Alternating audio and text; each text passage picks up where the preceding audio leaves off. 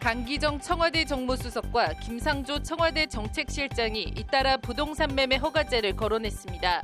위헌 논란까지 일고 있습니다. 윤수경 변호사와 관련 쟁점을 짚어봤습니다. 교육부가 학교폭력 대책으로 촉법소년 연령을 만 14세에서 13세로 낮추겠다고 밝혔습니다. 촉법소년 연령 하향은 법무부가 2년 전부터 추진해왔는데 왜 관련 법 개정이 안 되고 있는지 집중 취재했습니다. 인천경제자유구역청이 송도국제도시 조합아파트에 74억 원의 학교 용지 부담금을 부과한 것은 위법하다는 법원 판단이 나왔습니다. 판결 이유와 의미를 알아봅니다. 세월호 참사 당시 KBS 보도에 개입한 혐의로 기소된 이정현 의원이 대법원에서 벌금형 확정받았습니다. 방송 편성에 간섭해 방송법 위반으로 처벌된 첫 사례입니다.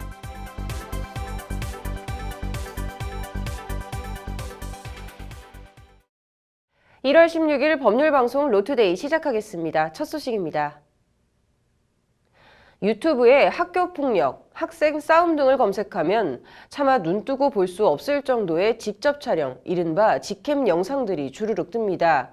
관련해서 교육부가 범죄를 저질러도 처벌받지 않는 형사 미성년자, 촉법소년이라고 하는데요. 촉법소년 연령 하향을 추진하겠다고 나섰습니다. 법무부는 이에 대해 형사 미성년자 연령 하향을 골자로 하는 소년법 개정은 법무부 소관이라며 2017년부터 추진해온 정책이라고 목소리를 높였습니다. 그런데 2년 넘게 소년법이 개정되지 않고 있는 이유는 뭘까요? 장한지 기자의 보도입니다. 길거리에서 두 사람이 서로 발로 배를 걷어차고 의자를 던지면서 싸움을 벌입니다. 또 다른 영상에서는 한 남성이 다른 남성을 구석으로 몰아넣고 무자비하게 발로 밟습니다. 심지어 여러 명이 단체로 서로 주먹으로 때리고 발로 얼굴을 차는 등 패싸움을 벌이는 모습도 보입니다. 유튜브에 학생 싸움을 검색했더니 나온 영상들입니다. 지난 10년 사이 청소년들의 폭력과 성범죄 등 강력범죄는 크게 늘어난 것으로 나타났습니다. 2019년도 사법연감에 따르면 2018년 소년 보호 사건 중 폭력 사건은 총 1,779건으로 2009년 465건에 비해 4배 가까이 증가했습니다. 같은 기간 청소년 상해 사건도 1,255건에서 1,341건으로 늘었습니다. 폭행, 상해 등 타인의 신체에 물리력을 행사하는 청소년들의 폭력 범죄가 늘어난 원인 중 하나는 형사사건으로 처리된 학교폭력 사건이 과거보다 늘었기 때문인 것으로 분석됩니다. 교육부가 초등학교 4학년부터 고등학교 3학년까지 모든 학생을 대상으로 실시한 2019년 1차 학교폭력 실태조사에 따르면 조사에 참여한 372만 명 중 6만 명이 학교폭력을 당한 적이 있다고 답했습니다. 또 다른 강력범죄인 성범죄 사건도 증가 추세입니다. 2009년 1,031건이었던 청소년들의 성폭력 범죄 처벌법 위반 사건은 2015년 881건으로 크게 줄었다가 2016년 1,070건, 2017년 1,148건으로 다시 늘어났고 2018년에는 1,276건이나 됐습니다. 성숙도라든지 뭐 이런 것들이 시대의 변화에 있어서 굉장히 많이 말하자면 저연령화된 것 같아요. 세계적인 추세가 이제 아동 연령이 내려가고 있지 않는가 싶습니다. 교육부는 어제 제4차 학교폭력 예방 및 대책 기본계획을 발표했습니다. 교육부는 이 계획에서 학교 공동체 역량 제고를 통한 학교폭력 예방 강화, 학교폭력에 대한 공정하고 교육적인 대응 강화, 피해 학생 보호 및 치유 시스템 강화, 가해 학생 교육 및 선도 강화, 전사회적 학교폭력 예방 및 대응 생태계 구축 등 5대 영역에 걸쳐 14개 추진 과제를 제시했습니다.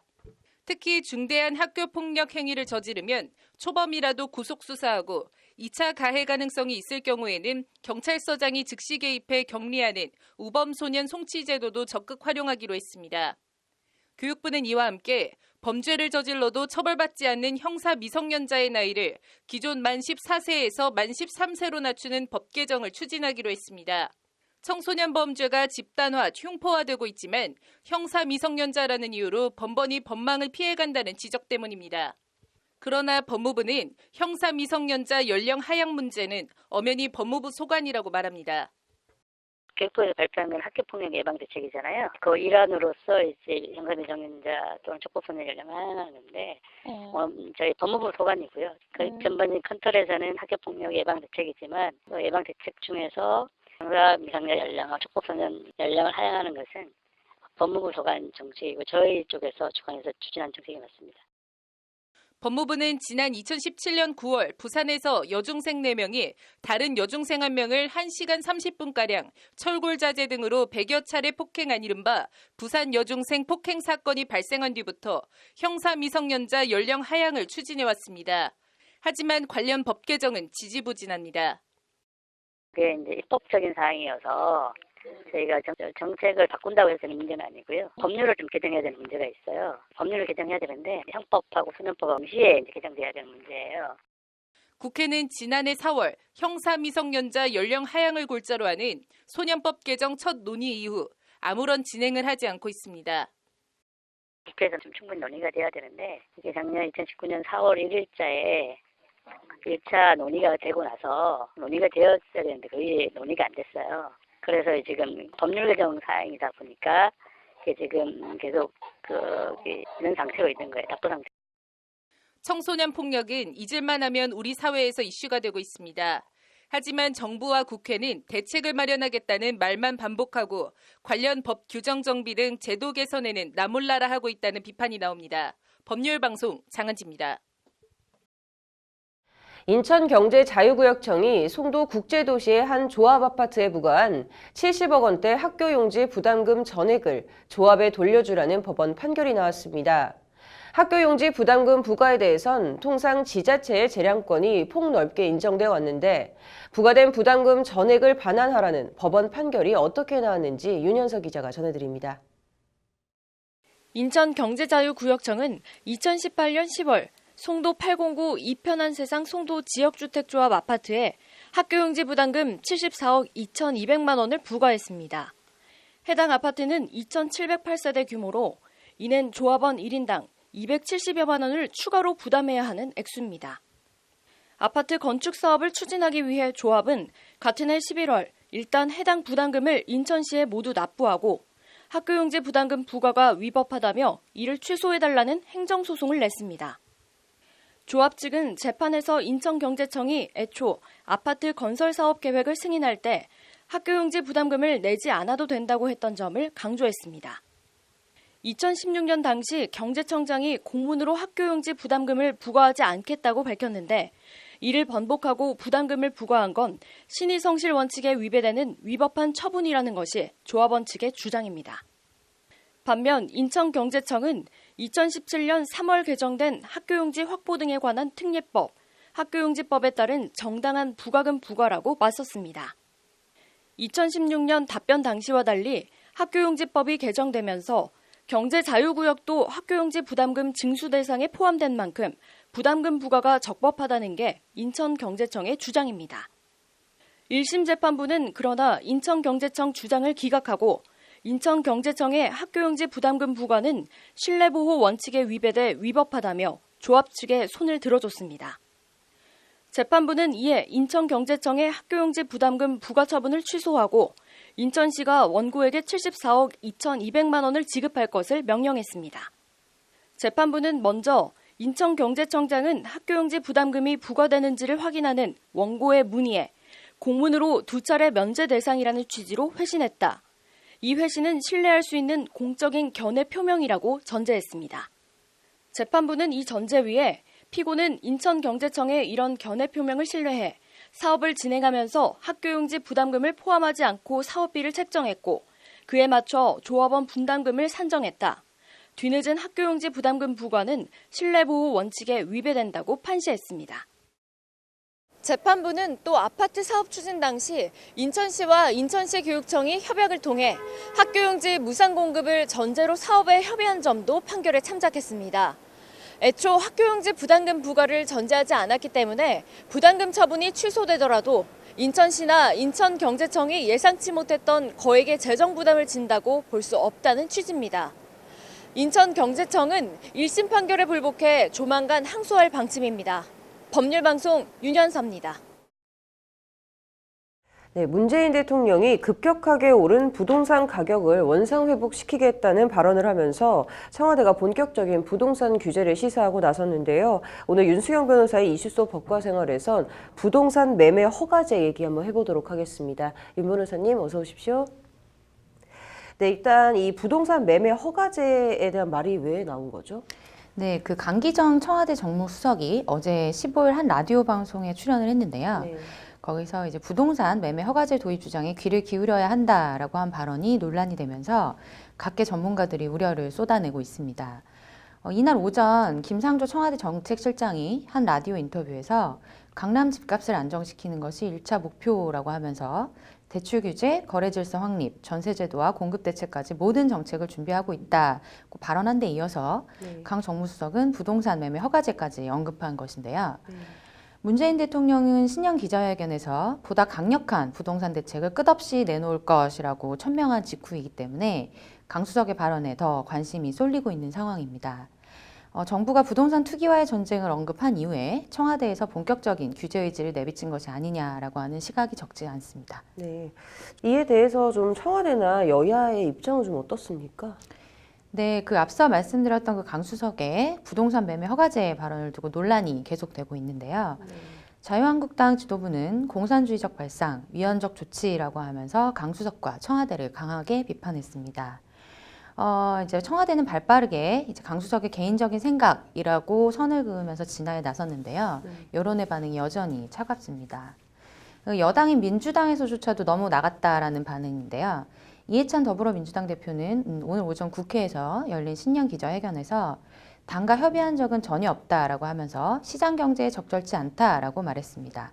그러면서 이제 부동산 정책과 관련해서는 보유세를 강화하고 거래세는 인하하는 방안을 갖고 해나가야 한다라고 주장을 했는데요. 네.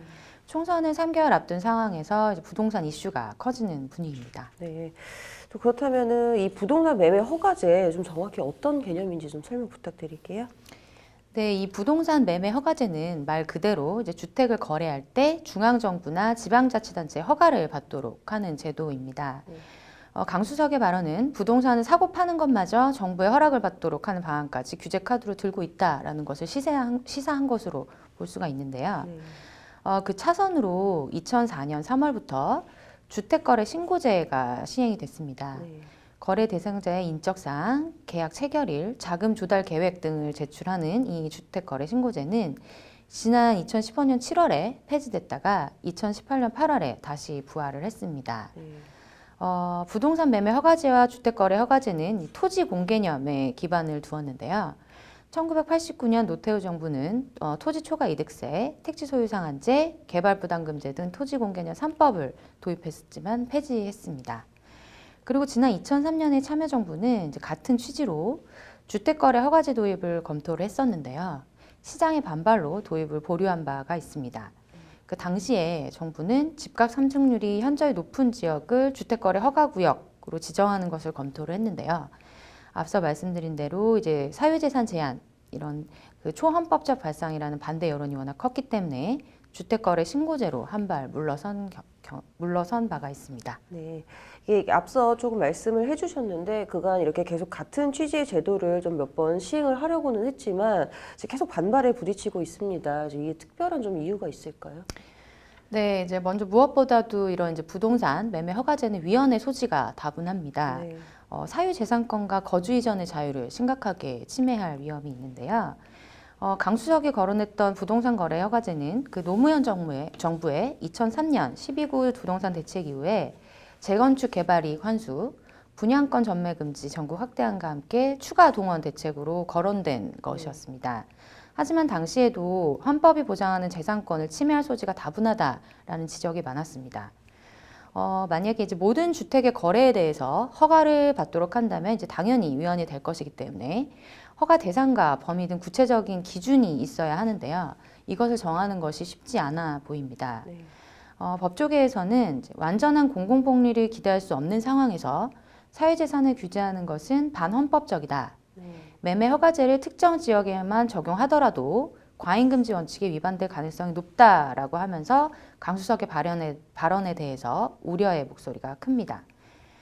김현미 국토교통부 장관도 얼마 전에 언론 인터뷰를 통해서 주택거래 허가제를 하겠다고 하면 난리가 날 것이라고 하면서 부정적인 입장을 피력한 바가 있습니다. 네, 이게 뭐 단순히 논란뿐만이 아니라 위헌적 소지도 있다고 하셨는데 이게 또 다른 문제는 없을까요?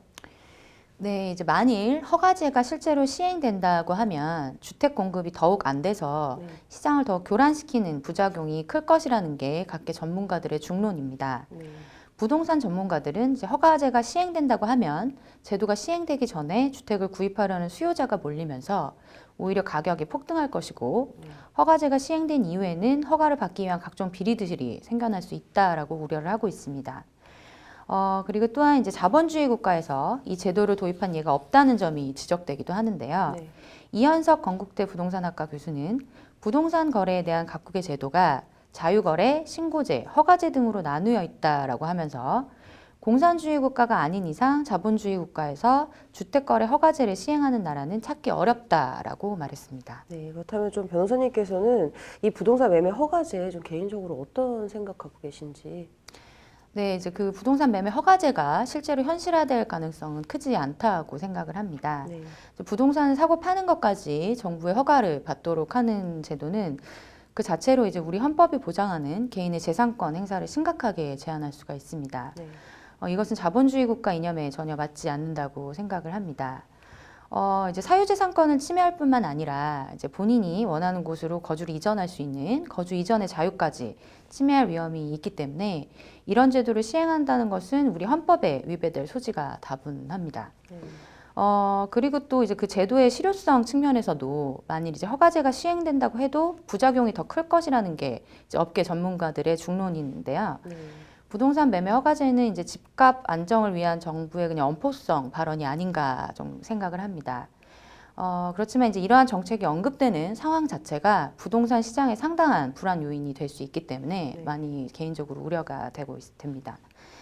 그 정부의 부동산 정책에 대한 논란이 많은데요. 네. 그 수요를 누르고 거래를 막아서 시장을 얼어붙게 만드는 이런 단기 대책보다는 거래를 활성화할 수 있는 이제 장기적인 그런 플랜과 또 공급책도 충분히 고려되어야 한다라고 생각합니다. 네, 이게 지금 좀 말이 많은 만큼 실제 도입까지는 좀 신중해야 하지 않나 싶습니다. 네, 오늘 잘 들었습니다. 오늘 준비한 소식은 여기까지입니다. 시청해주신 여러분 고맙습니다.